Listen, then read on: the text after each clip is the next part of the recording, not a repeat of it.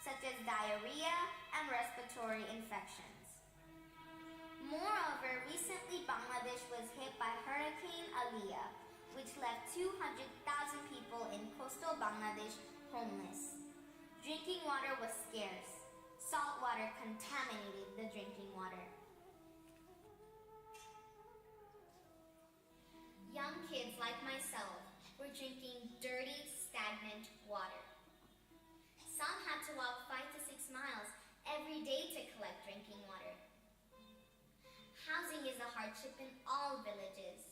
About 10 to 12 family members lived in a small thatched hut. We can help these kids by giving them a decent home to live in, by giving them the opportunity to go to a good school, by offering them pure drinking water, and finally, help them have a dream like we do. I would like to appeal to all of you to help these kids. With all of your help, we can bring a smile to their sad faces. Let us bring joy to all the kids in Bangladesh.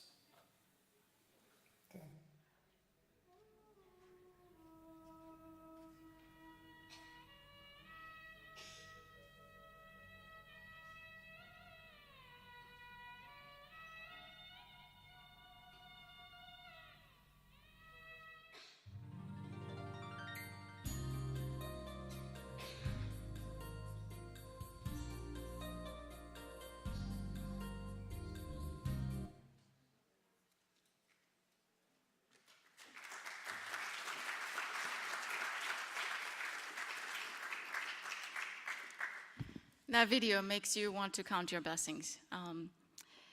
But to bring you this, there were some work done and some time spent, late night hours. I would like to invite Rubel Bhai to come on the stage and get his crew together. He's the one who prepared this video for us. Rubel Bhai.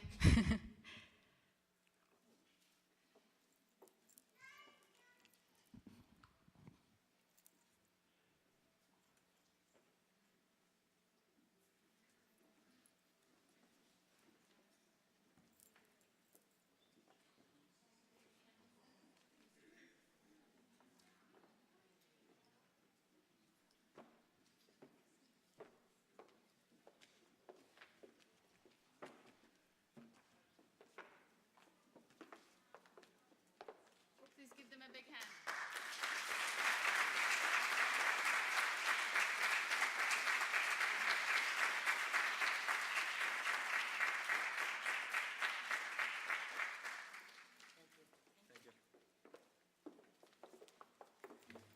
Now, going back to our goals, as I said in the beginning, pure drinking water is a problem. As you saw, the influx of salt water does contaminate the pure drinking water resources. So we're trying to get funds to help these people get access to pure drinking water. Having said that, the next person I would like to introduce, I have to look at my list because he has a lot of qualities. So I cannot memorize all that. He's actually the president and co-founder of Senior Medical Associates, president of Greater San Diego Bangladeshi Association, which is GSBA, secretary of Bangladesh Medical Association, BMANA California chapter. He just got elected to be scientific and cultural secretary of BMANA. He's also the board of director for San Diego Independent ACO and Live Right Wellness Center. If that doesn't make you feel an underachiever, he's also the medical director for Seasons Hospice, Emeritus Carmel Valley, and Derma Fashion Laser and Centers. So folks, if you want to look young, you know who to go to. A disclaimer, that joke that I just said and nobody laughed, that was taken from Obama's speech a few days ago, or I think 2 days ago. So you didn't smile or laugh at your president's speech, but that's okay. I would like to introduce Dr. Nasser on stage.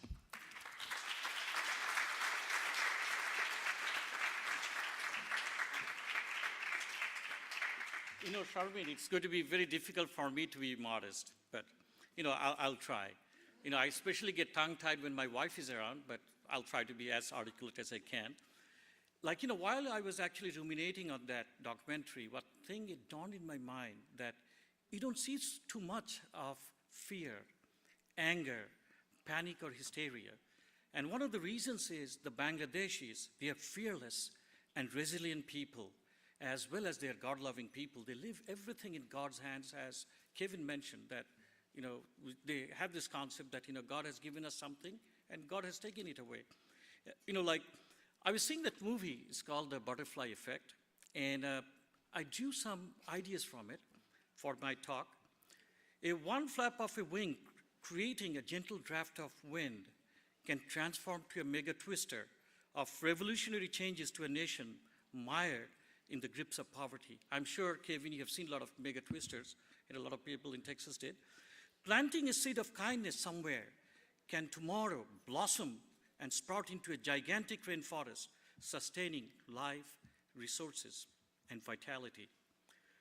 One tiny ripple in a pool of compassion somewhere can generate tomorrow a tsunami of hope and aspiration on lives worthy of being lived with eternal glory. And hope is the most crucial thing in our lives. So, ladies and gentlemen, let us rejoice today with the hope to change people's lives. Like many of you did, like Mike Farah was saying that who is out of United States, born in a different country. I didn't win the genetic lottery, by the way.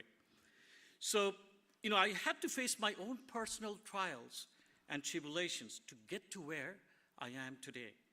And I thank God every single day when I wake up to get me transplanted into this beautiful country with this wonderful, generous people. We as a nation contribute to more than $300 billion in charity. That is the size of entire Bangladesh's economy. And Bangladesh has a population half the size of the US population. But nevertheless, when I look back, I see untold human sufferings of people in other parts of the globe. So let us open our hearts for the needy, the sick, and the indigent. Yes, we can bring tears of joy for a kid whose tear ducts are dry from dehydration, from lack of pure drinking water.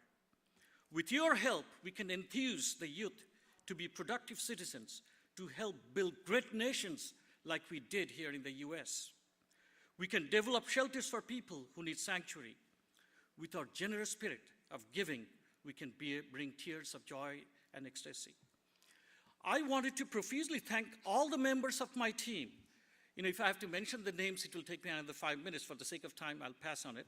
But all my team whose tireless and relentless efforts made this beautiful event happen today. My heartfelt greetings to the audience who have shared and going to nurture our similar passions. Thank you, and cheers. Let's light up the spirit of generous giving today. Thank you very much.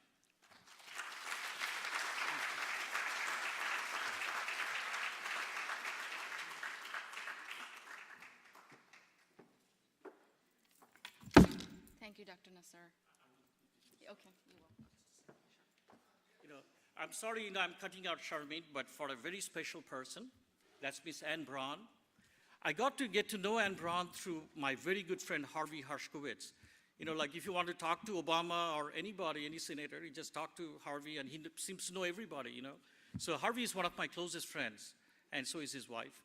And he got me introduced to Miss Anne Braun. She's the president of Palomar Health Foundation. As you guys are aware, that Palomar built $1 billion hospital right in San Marcos. And, a lot of our people, they live in that part of the area, and I think that she deserves to speak something about her wonderful hospital, as well as share a few words about fundraising. Thank you, and we are truly honored to have you. Thank you. Thank you. Thank you. Thank you. Well, thank you very much. I'll be showing a video in just a few minutes about really reflective about the legacy that we all have an opportunity to leave and make with our lives. I do want to say I've reflected a lot about what I might share with you because of the serious nature and of what you're raising money for and your commitment. And I'm so touched by your champions. I always say every cause needs a champion. And you clearly have identified a champion in that beautiful princess you have, as well as the passion and heart. I also feel very strongly, for those of you that don't know me, that we each have our own struggles. I always say life doesn't let anybody get by without being forced to your knees. And so we all have our own journeys to get to be the people we are. I actually was born the 7th of 13 children, but I'm one of those lucky ones. My father actually was the first generation, actually with a college education. He was part of D-Day, and so he earned the right through the GI Bill to go to Tufts University, and he graduated top of his class in electrical engineering and became a very well-known innovator in the auto societies, and was the first one to be granted a fellowship in both the engineering societies, of this country.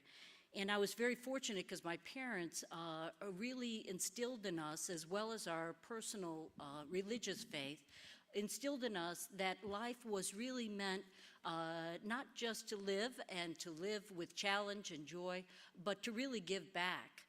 So although my mother had 13 children, and the 13th one at 50, she went to India in her